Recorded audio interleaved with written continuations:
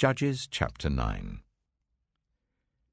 Abimelech, son of Jerubbaal, went to his mother's brothers in Shechem and said to them and to all his mother's clan, "Ask all the citizens of Shechem, which is better for you, to have all 70 of Jerubbaal's sons rule over you, or just one man?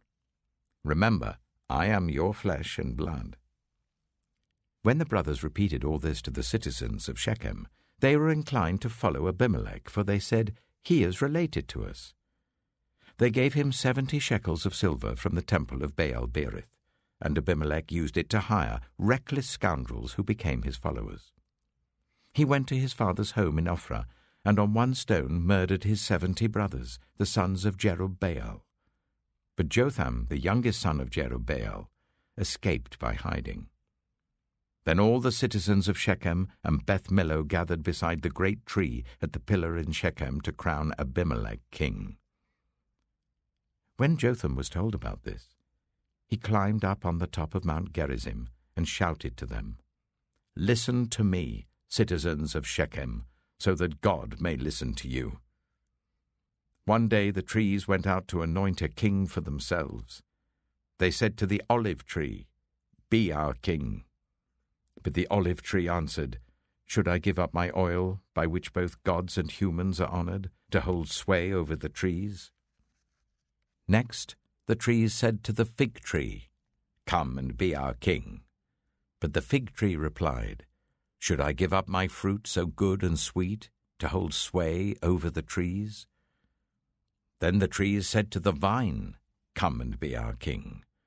But the vine answered, "Should I give up my wine, which cheers both gods and humans, to hold sway over the trees?"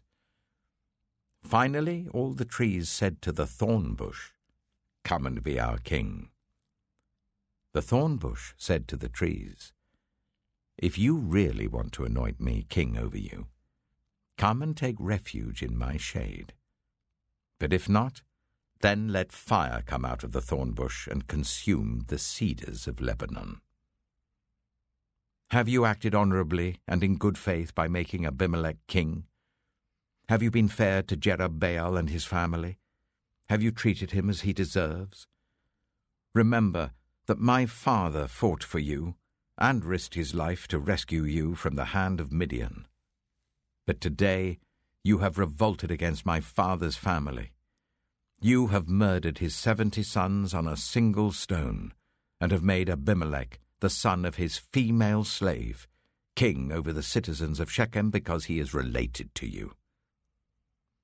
So have you acted honorably and in good faith towards Jerubbaal and his family today? If you have, may Abimelech be your joy, and may you be his too.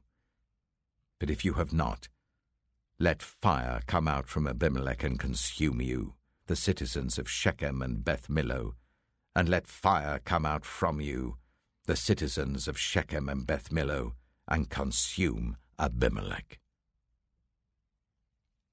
Then Jotham fled, escaping to Beer, and he lived there because he was afraid of his brother Abimelech.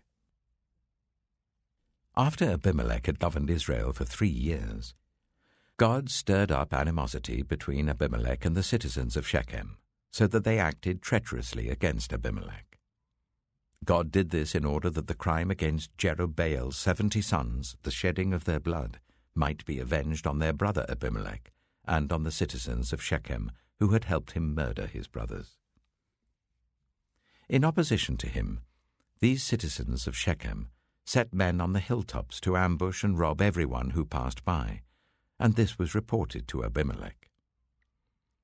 Now Gaal, son of Ebed, moved with his clan into Shechem, and its citizens put their confidence in him.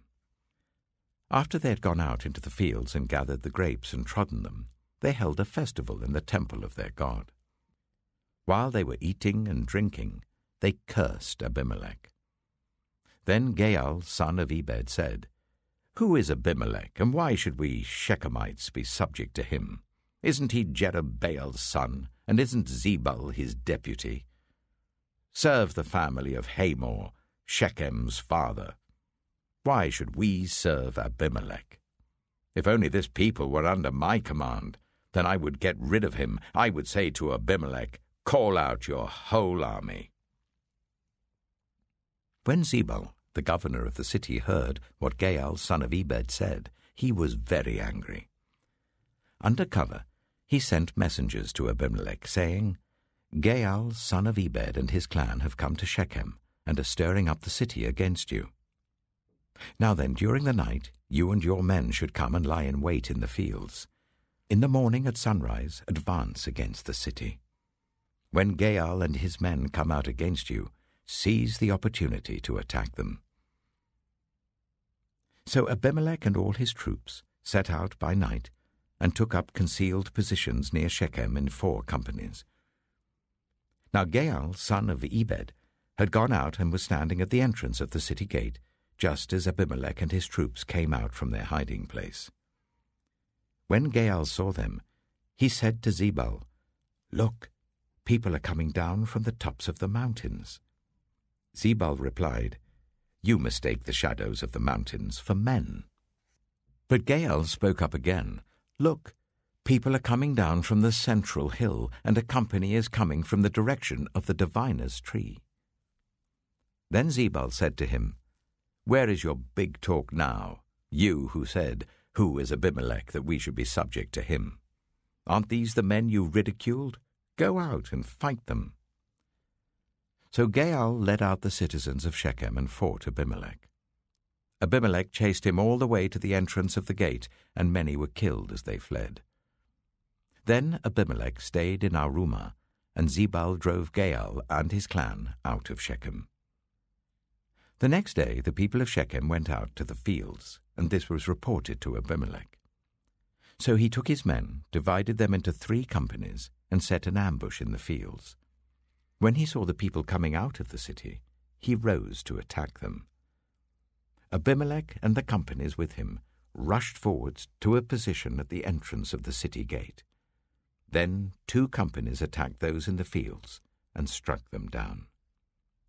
All that day Abimelech pressed his attack against the city until he had captured it and killed its people. Then he destroyed the city and scattered salt over it. On hearing this, the citizens in the tower of Shechem went into the stronghold of the temple of El-Berith. When Abimelech heard that they had assembled there, he and all his men went up Mount Zalmon. He took an axe and cut off some branches, which he lifted to his shoulders. He ordered the men with him, "Quick, do what you have seen me do." So all the men cut branches and followed Abimelech.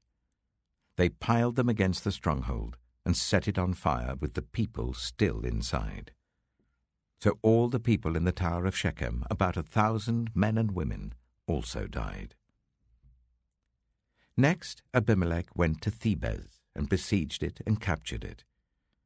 Inside the city, however, was a strong tower to which all the men and women, all the people of the city, had fled. They had locked themselves in and climbed up on the tower roof. Abimelech went to the tower and attacked it. But as he approached the entrance to the tower to set it on fire, a woman dropped an upper millstone on his head and cracked his skull. Hurriedly he called to his armor-bearer, "Draw your sword and kill me, so that they can't say a woman killed him." So his servant ran him through, and he died. When the Israelites saw that Abimelech was dead, they went home. Thus God repaid the wickedness that Abimelech had done to his father by murdering his 70 brothers. God also made the people of Shechem pay for all their wickedness. The curse of Jotham, son of Jerubbaal, came on them.